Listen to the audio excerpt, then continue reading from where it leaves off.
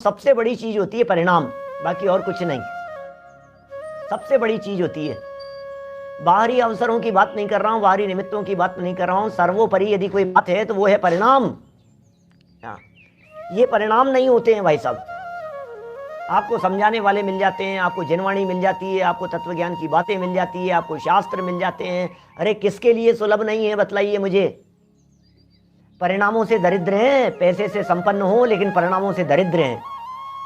कौन होता है संपन्न व्यक्ति और कौन होता है दरिद्र व्यक्ति? दरिद्रता और संपन्नता का संबंध संपत्ति से नहीं होता है। सारी दुनिया दरिद्रता और संपन्नता का संबंध संपत्ति से लगाती है, वैभव से लगाती है, धन से लगाती है। कितनी बड़ी प्रॉपर्टी है, कितनी बड़ी जमीन जायदाद है, कितना बड़ा मकान है, कितना धन है, कितनी संपत्ति है, सारी दुनिया इससे लगाती है। ये कितने संपन्न हैं।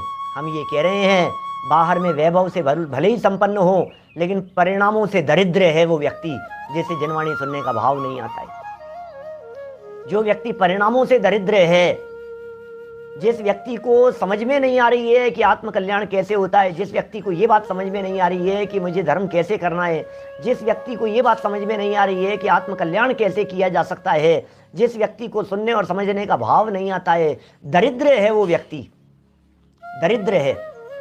जिस व्यक्ति को गरीबों की सेवा करने का भाव नहीं आता, जिसे दया का भाव नहीं आता, जिसे करुणा का भाव नहीं आता, उसे क्या कहेंगे? परिणाम शून्य है, दरिद्र है वो।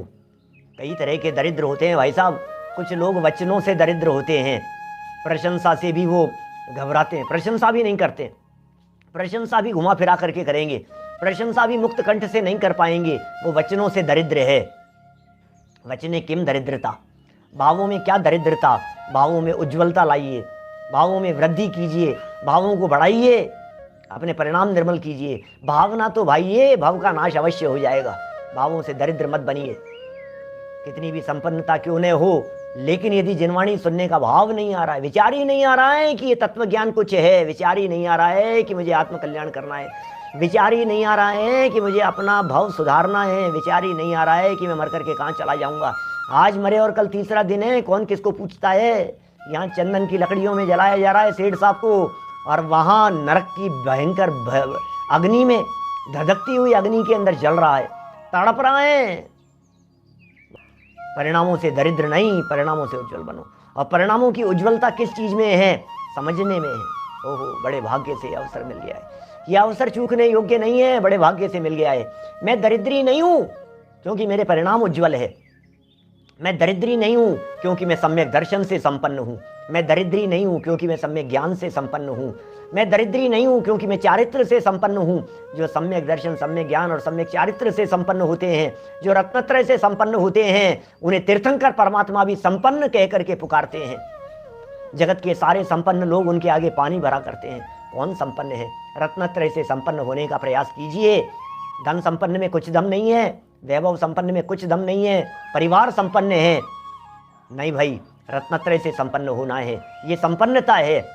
और वो संपन्न होने वाला है जो व्यक्ति रत्नत्रय के लिए प्रयत्नशील है, वो संपन्न होने वाला है। जिस व्यक्ति की दृष्टि बिजनेस पर है और बिजनेस कर रहा है तो दुनिया कहती है ना भैया कोई बात नहीं, आज कुछ नहीं है, लेकिन हम दावे के साथ कह सकते हैं ये व्यक्ति संपन्न हो जाएगा, ये व्यक्ति देखना कितना आगे निकल जाएगा। तीर्थंकर परमात्मा समम शरण में बैठकर हम जैसे जीवों को देख करके ये कहते हैं, आज भले ही ये अल्प दिखाई दे रहे हों लेकिन ये रत्नत्रय से संपन्न होने वाले हैं।